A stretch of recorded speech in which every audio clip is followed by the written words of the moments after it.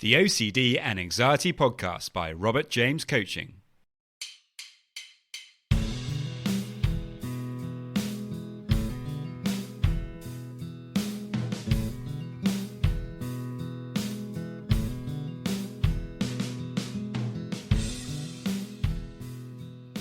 Hello and welcome to the OCD and Anxiety Podcast, where we explore how to have a more positive relationship with anxiety disorders, taking back control so that you can start living the life you choose and not the one chosen by your fears.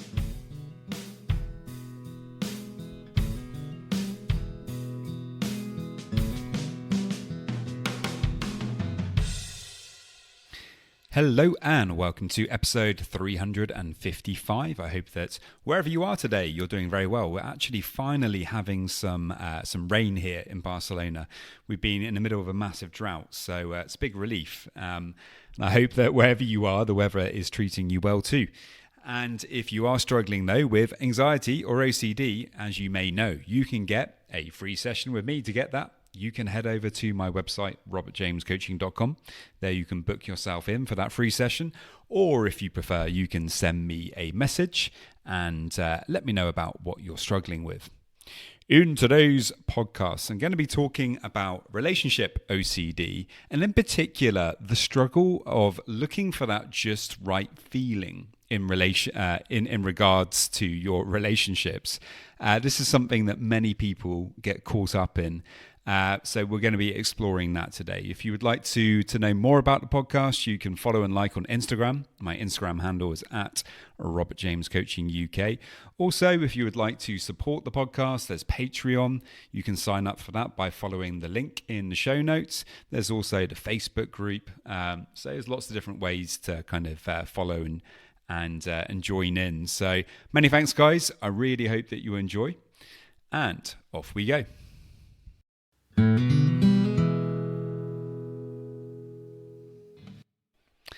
As you may know, if you listen to this podcast on a regular basis, relationship OCD has been something that really plagued me in the past.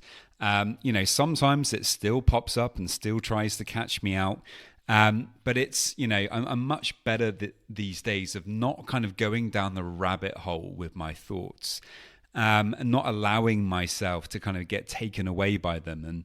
And it was only now about a year ago that I actually, got engaged to my then girlfriend, my now fiance. And, for me, it's quite unbelievable, actually, that I've arrived at this point, because for so many years, sadly, at the start of that relationship, I was spending, most of my time every day ruminating and getting lost in my thoughts, going around in circles in my head about whether the relationship was right or not. I didn't want to break up with her because there was lots of good things, but I didn't feel that I was quite able to really to commit to the relationship. I kind of felt like I was in this kind of horrible gray zone where I had one foot in and one foot out. And, that's really not a very nice place to be at all. Really to get the most out of relationships, we really need to be able to try to commit to it, at least for a certain amount of time. You may have heard me talking about in the past. One way of dealing with relationship OCD is actually to suspend judgment about the relationship for a period of time, either 3 months or 6 months, for example, where you just focus on actually trying to be in that relationship without thinking about it all the time, without getting lost in your thoughts about it. Unfortunately, with relationship OCD, reassurance seeking is one of the main compulsions, and that reassurance seeking can take different forms. It can be us speaking with our friends, trying to get their opinion about the relationship.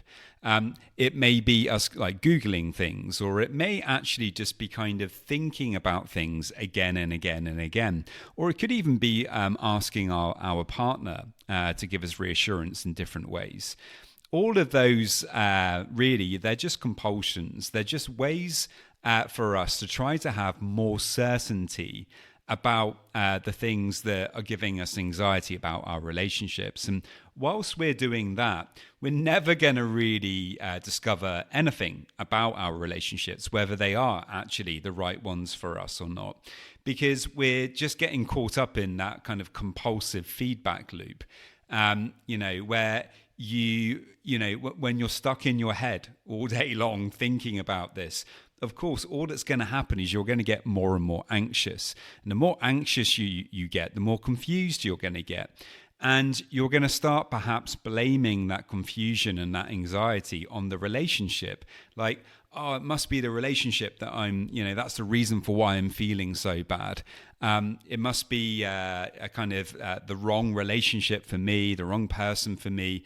So I need to kind of get out of that relationship, because then I'm going to see or I'm going to give myself an opportunity to actually find that right person. Only a new person comes along, and for a few weeks we feel like that right person or that new person is the right person. But lo and behold, after a few weeks or a few months, the honeymoon period is over, and then the same old behavior creeps back in. Because we didn't actually stick around in the previous relationship for long enough and commit to it. And let go of that overthinking and overanalyzing it. So we didn't actually learn, how to do that, how to be in a relationship without worrying all the time. And as long as we don't really learn that lesson, we're going to keep on repeating that same mistake. And unfortunately, that was something that, that I was doing for a long time in various different relationships. It didn't help that my attachment styles were going between avoidance and anxious a lot of the time. Of course, there was also some more kind of stable characteristics there as well. But the majority of the time, I would be kind of either avoiding that commitment or feeling very, very anxious in the relationship. And it was I wasn't really learning that lesson that I was just talking about. I was just kind of either breaking up with the person or kind of being in the relationship, but making it so difficult that the other person would break up with me. And this was something that would just go on and on and on. And so really, we really need to recognize with relationship OCD that in order for things to change, the buck stops with us. We really do have the power to turn this situation around. And for me, that's the really positive thing. It doesn't matter how long you might have been struggling with relationship OCD for. It doesn't matter how many relationships you feel might have been ruined because of relationship OCD. The honest truth is that at any point, you can start changing your behavior and start changing the way in which you deal with relationships, the communication process that you have. Whether you're present with that person or not, whether you're compulsively acting out all of your concerns and worries in that relationship. It may not feel like it, but the important thing is to recognize that we do actually, when it comes down to it, we do actually have a choice on whether we choose to ruminate about these things or not. And I think one of the things, though, that catches people out, which I really wanted to speak about in the podcast today, was many people with relationship OCD, and this included myself, get caught up in wanting to feel a certain way all the time in the relationship. We kind of want to have that special feeling that perhaps you get at the start of a relationship, where you feel really excited, euphoric, happy, you can't wait to see that person. You feel like they're fulfilling lots of things. They're going to help you to develop as a person. You're going to develop together as a couple, and things are going to progress from that point as the relationship continues. And we put ourselves, unwittingly sometimes under enormous pressure, to feel those incredible and amazing, blissful feelings, all the time.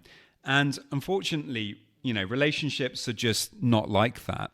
They don't give us this opportunity to really be able to feel that blissful state. all the time. It may be there at the beginning, and it may come and go sometimes as you continue to be in that relationship. But that coming and going is actually much more, much closer to the truth, than actually feeling that kind of blissful state all the time. And unfortunately, one of the characteristics of OCD in general is, we're looking for certainty all the time. We really want to have certainty about whatever it is that we obsess about. And, of course, this is true with relationships too. And so if one of your big fears is kind of getting into a relationship that, that might not be the right one for you, that perhaps you're going to get trapped in and then you're not going to be able to escape, unfortunately, you're going to really wind yourself up if you make that your kind of main focus, your main obsession, because it doesn't matter how amazing that person is. They could have all of the attributes you're looking for. They could be truly, just the right person for you. But your mind, if you tend to kind of ruminate and obsess about things and get anxious about things, your mind at some point is going to notice something that you don't like, something that frustrates you, or, they're going to do something that is going to wind you up and make you feel frustrated or negative in some kind of way. Or perhaps it may even be something that seems ridiculous, but maybe, maybe they smile in a certain way and you don't quite like it, or maybe they look not quite as attractive one evening as they normally do. These bizarre small things, unfortunately, with relationship OCD, can suddenly catch our attention. And once we've seen them, it's almost like this seed has been born in the mind where we can't stop thinking about it. And the seed is growing up and it becomes bigger and bigger in our mind. And we convince ourselves, oh, I can't be happy anymore in this relationship now because of this annoying behavior that this person has, or because of the way they act in this kind of situation, or because of the way they look, or because of the way they smile, or the way they laugh, or all sorts of different things. I'm sure depending on your relationship, you may have your own specific things that, that come to mind that kind of catch you out. And so we need to recognize that this is actually to do with OCD. It's to do with wanting to feel that you have that just right feeling about your relationship. And you may be, quite honest with yourself and recognize that you're not going to have that honeymoon effect forever. You may have already reflected on that and no, of course, I'm not going to feel that it's amazing all the time. But when you have OCD, even if you know that kind of logically, emotionally, you still kind of want to feel that. Or even if you don't expect that 100%, you certainly don't want to be having your attention drawn to these imperfections all the time. And that's really what OCD will do when we allow it to. Our mind will keep going back to those things that we've noticed that we don't quite like, that give us that uncomfortable feeling. Maybe this isn't the right person for me. Maybe I'm going to be trapped in this relationship that's not right. What if I have children with this person and I realize a year or two later that, they're the wrong one? And, this thing that they do, well, maybe that's the sign that I need to get out of this relationship now. And so you may be kind of nodding along with me about this. Like I say, this is something that I really struggled with myself for many years. And the way in which I was able to kind of let go of some of this is just to recognize, that this kind of thing is going to happen for me, no matter what relationship I get into. It's just part of what the mind does. The mind likes to look for things that could potentially go wrong. And if you're somebody who's more prone to overthinking things, then and relationships are important to you, as they are for me, then unfortunately the mind will use the fact that relationships are important for you against you, because that thing has emotional significance. it knows that it can kind of use that to draw you out of the present moment, to try to get your attention. And really, that's what OCD wants to do. OCD doesn't want you to be in the present. It doesn't want you to be happy. It doesn't want you to to just be in your relationship and enjoying the person for who they are.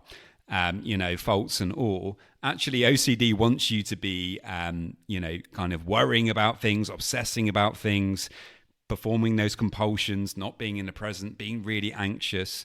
Not because it's out to get you, just because that's OCD and that's what it does. That's the habit. It wants you to be doing that familiar thing.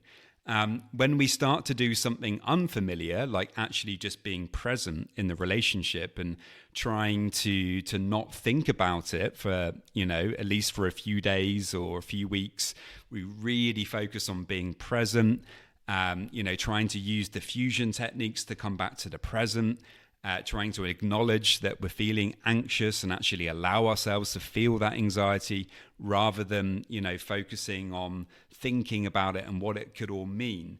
We actually just try to stay present to the feelings, the emotions that we're feeling, and actually present with the person and being there despite all of these doubts kind of creeping up into our mind. When we can start to do that and set aside all of this worrying for a specific amount of time, often we just start to feel better. We start to feel a bit more connected with that person. We start to let go of all of this thinking and things improve. So really what we have to acknowledge is that just right feeling is just to do with the OCD. It's just to do with us looking for certainty, trying to make sure that we're definitely not going to make a mistake.